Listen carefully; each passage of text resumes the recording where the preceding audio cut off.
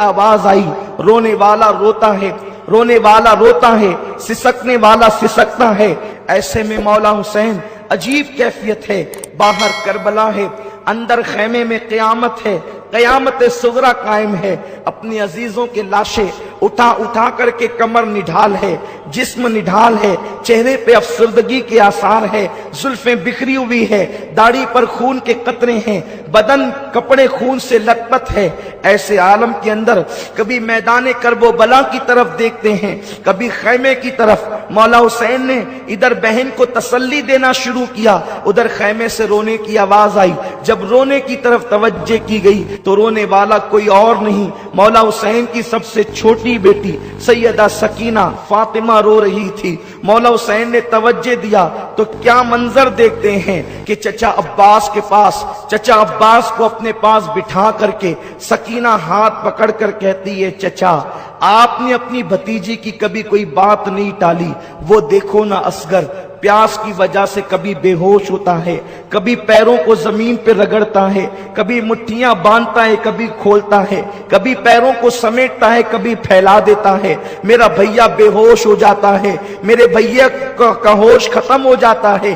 میرے چچا آپ ہمارے لیے پانی کا تھوڑا سا انتظام کر دیں، اگر اپنی سکینہ کو نہ پلا سکے تو کوئی بات نہیں، لیکن معصوم اصغر کے لیے تو انتظام کریں۔ اللہ اکبر۔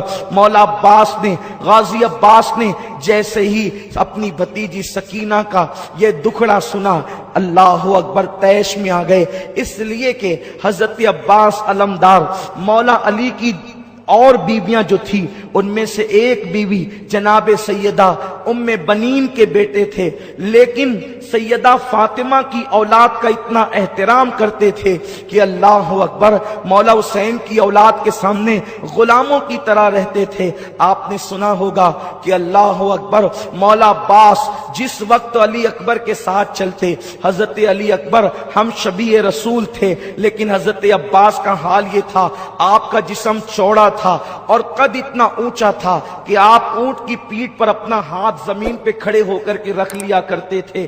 اس قدر تناور آپ کا انداز تھا، اس قدر آپ کا جسم تھا، مضبوطی کا عالم یہ تھا۔ اس کی وجہ یہ تھی، سیدہ فاطمہ نے وصیت کی تھی، اے علی میرے بعد جب آپ نکاح کرنا تو بہادر گھرانے کی عورت سے نکاح کرنا، کیونکہ بہادر ماں سے جب بہادر بیٹے پیدا ہوں گے تو وہ میدان کربلا میں میرے حسین کے کام آئیں گے۔ مولا علی نے حضرت ام بنین سے نکاح کیا، یہ بڑی بہادر خاندان کی خاتون تھی اور خود بھی بہادر تھی۔ اللہ نے بہادر بیٹوں میں ایک بیٹا عباس ایسا عطا کیا۔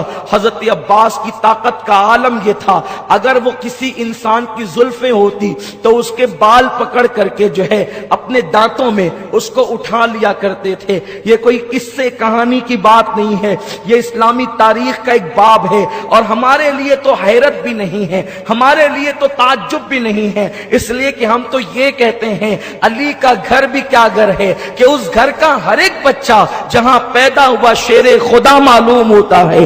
ارے جب آج تک کے جو ہے علی کے خون کی تاثیر یہ ہے تو وہ تو علی کی حقیقی اولاد ہے۔ علی فاتح خیبر ہے، کبھی زنجیر ہلتی ہے، کبھی در کانپ جاتا ہے، علی کا نام سن کر اب بھی خیبر کانپ جاتا ہے۔